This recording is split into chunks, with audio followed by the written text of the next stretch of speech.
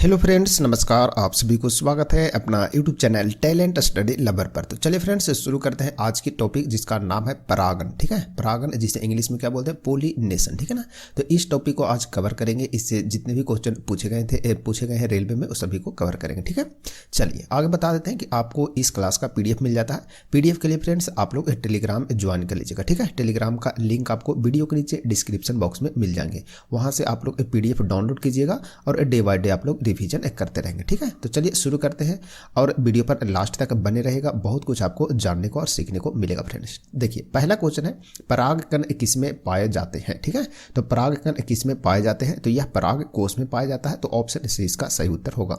आगे निम्नलिखित में से कौन सा एक पराग कोष का हिस्सा नहीं है, तो कौन हिस्सा नहीं है, तो इसका सही आंसर हो जाएगा अंडक। ठीक है, तो ऑप्शन बी इसका राइट आंसर होगा। नेक्स्ट बढ़ते हैं। नेक्स्ट क्वेश्चन है एक फूल के परागकोश के बढ़ती काग्र तक परागनों के स्थानांतरण को डैश कहा जाता है, यानी कि क्या कहा जाता है, तो उसे कहते हैं परागन कहते हैं। क्या कहते हैं, परागन। तो ऑप्शन सी इसका सही उत्तर है।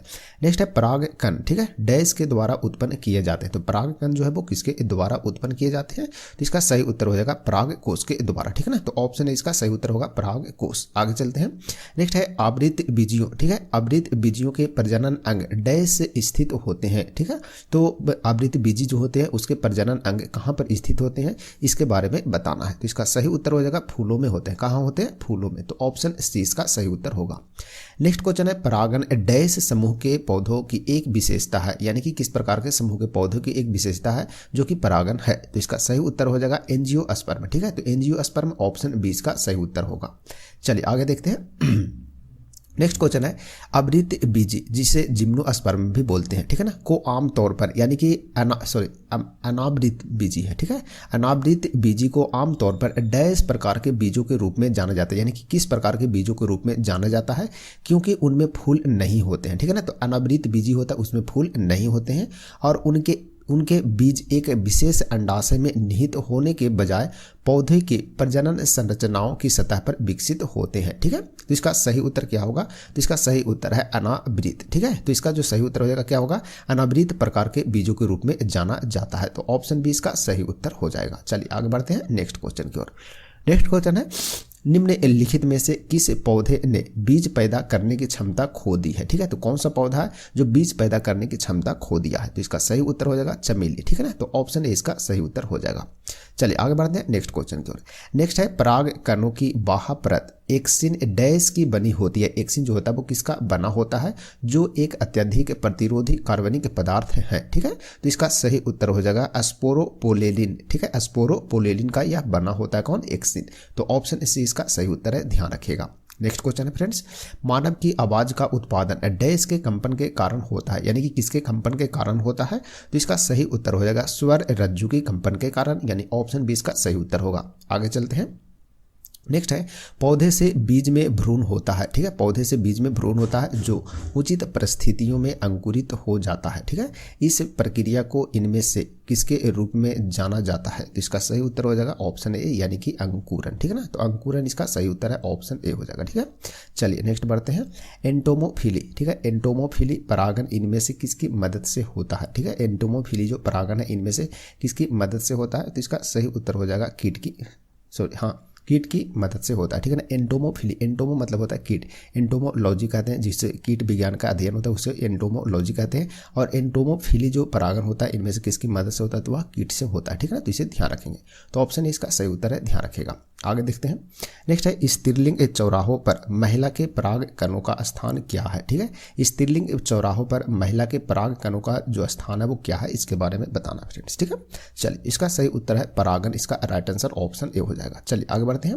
नेक्स्ट है पुष्पों का मादा जनन अंग क्या कहलाता है। ठीक है, पुष्पों में जो मादा जनन अंग है उसको क्या कहते हैं, ये बताना है। ठीक है, चलिए इसका सही उत्तर हो जाएगा जीनीसियम। ठीक है, जीनीसियम कहते हैं, तो ऑप्शन बी इसका राइट आंसर होगा। पुष्पों का मादा जनन अंग है उसको जीनीसियम कहते हैं।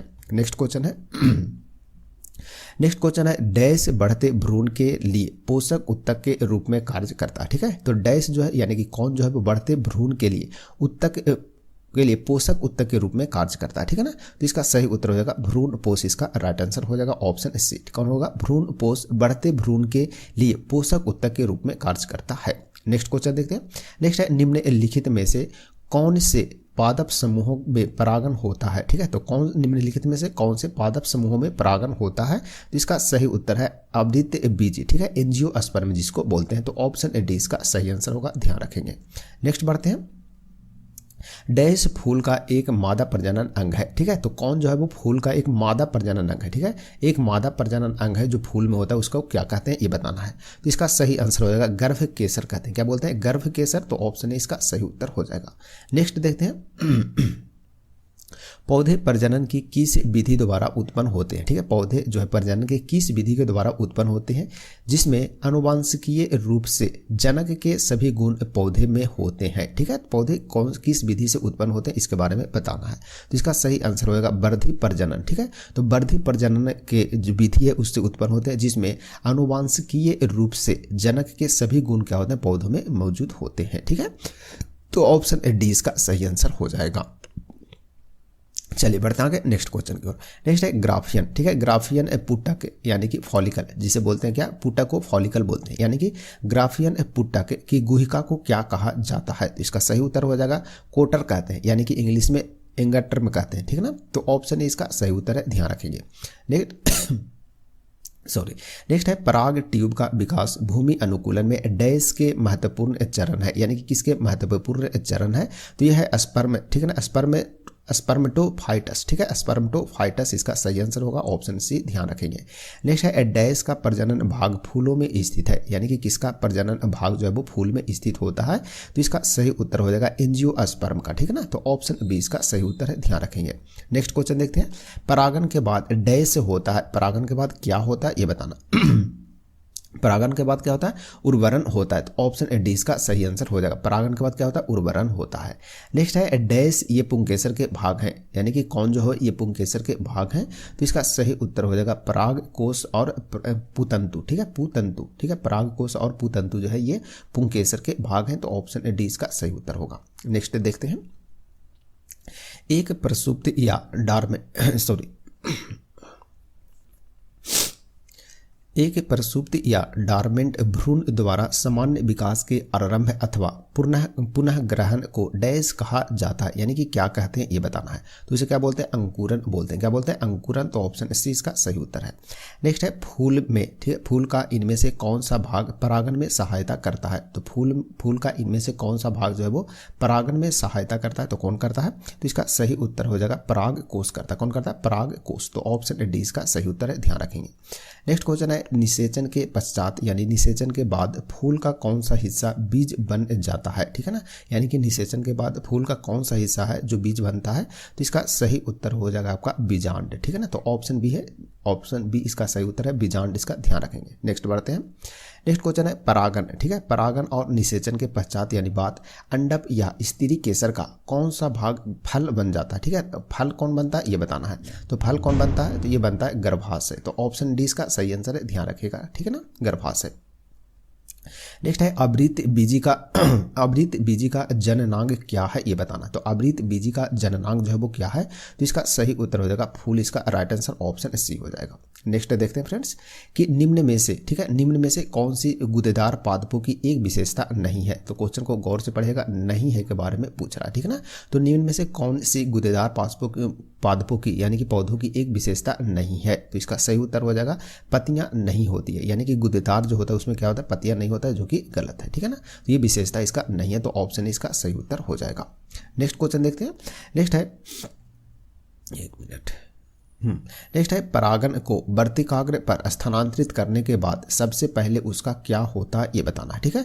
तो परागण के वर्तिकाग्र पर स्थानांतरित करने के बाद सबसे पहले क्या होता है इसके बारे में बताना है। तो इसका सही उत्तर हो जाएगा यह नाभिक को बीजांड में स्थानांतरित करने के लिए एक नलिका विकसित करता है। क्या करता है? यह नाभिक को बीजांड में स्थानांतरित करने के लिए एक नलिका को विकसित करता है, ठीक है ना। तो इसका सही आंसर हो जाएगा ऑप्शन सी हो जाएगा, ठीक है ना। तो ऑप्शन सी इसको ध्यान में रखेंगे, ठीक है ना। तो इस टाइप के क्वेश्चन जितने भी थे आपका इस टॉपिक से वो पूरा समाप्त हो गया। परागण बहुत लंबा टॉपिक नहीं था, छोटा टॉपिक था, ठीक है। तो लगभग जितने भी क्वेश्चन पूछे गए थे इसमें आपको कंप्लीट हो चुके हैं, ठीक है। अब नेक्स्ट टॉपिक की ओर बढ़ेंगे, ठीक है। तो नेक्स्ट टॉपिक आज की क्लास यहीं रहने देते हैं, नेक्स्ट टॉपिक तो देखेंगे वो नेक्स्ट क्लास में देखेंगे, क्योंकि अपन को टारगेट रहता है कि एक दिन में एक टॉपिक अपन समाप्त करेंगे, ठीक है। बहुत लंबा रहता है तो 2 क्लास करते हैं, नहीं तो एक में समाप्त करते हैं, और किसी दिन ज़्यादा होगा तो 2 वीडियो अपलोड कर देंगे, ठीक है ना। चलिए, तो आज की फ्रेंड फिर यहीं क्लास समाप्त करते हैं, मिलते हैं कल फिर नए क्लास में। तब तक के लिए आप सभी को धन्यवाद।